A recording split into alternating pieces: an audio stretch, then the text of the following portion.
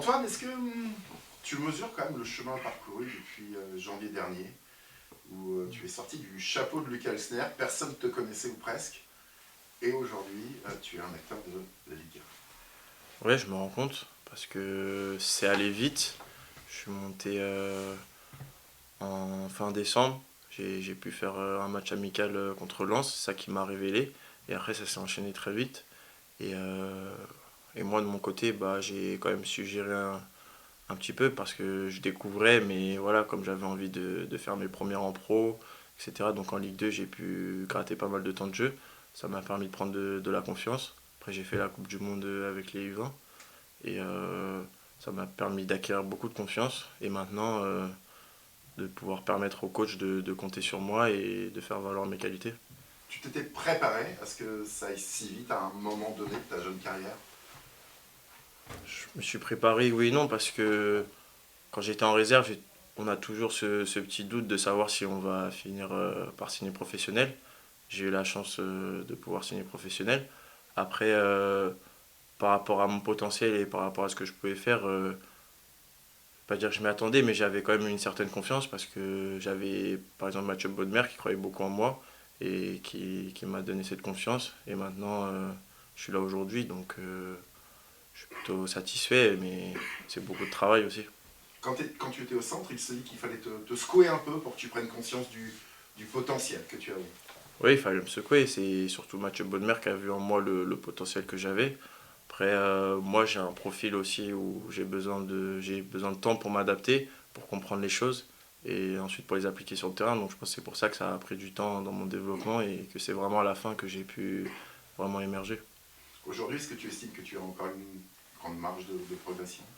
Oui, je pense que j'en ai une grande parce que là, ça va faire que un an que je suis dans le milieu professionnel. Donc, j'ai encore beaucoup de choses à apprendre. Et en projection, ouais, je me vois vraiment me développer beaucoup plus.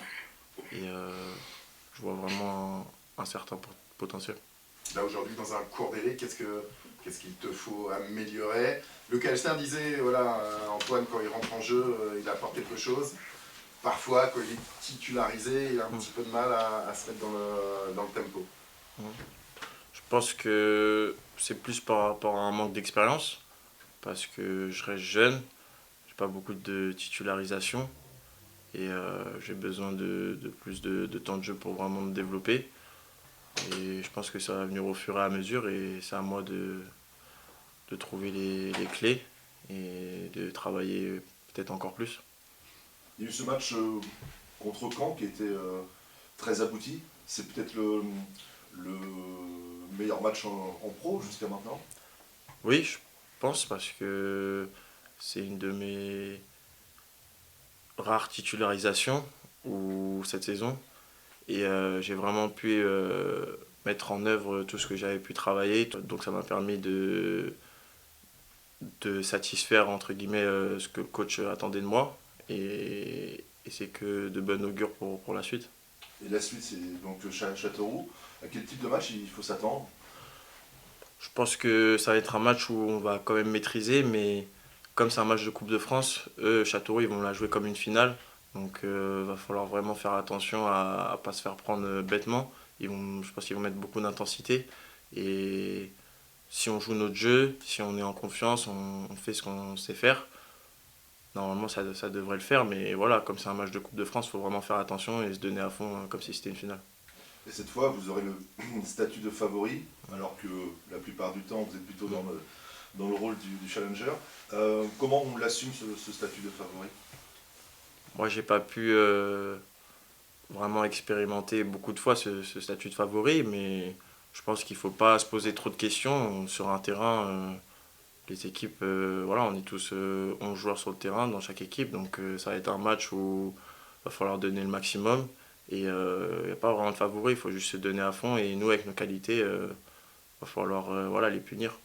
Et entretenir cette très bonne dynamique de ce début d'année. Faut la prolonger. Oui, c'est ça, faut qu'on prolonge, on est en confiance depuis qu'on est revenu de ces vacances de Noël. Donc il va falloir continuer et ensuite enchaîner sur Lorient en Ligue 1, où il va falloir aussi prendre des points et commencer vraiment à enchaîner. La Coupe de France, c'est quelque chose qui vous tient à cœur ou vous préférez vous concentrer sur le championnat? Non, je pense qu'elle est tout aussi importante que le championnat parce que le club a besoin de faire un parcours en Coupe de France. Nous, l'équipe, on veut aller chercher le maximum de résultats. Donc je pense pas que ce soit moins important, c'est tout aussi important. L'équipe, elle veut gagner. Donc que ce soit Châteauroux ou le PSG en face, on va vraiment aller chercher tout pour gagner, quoi.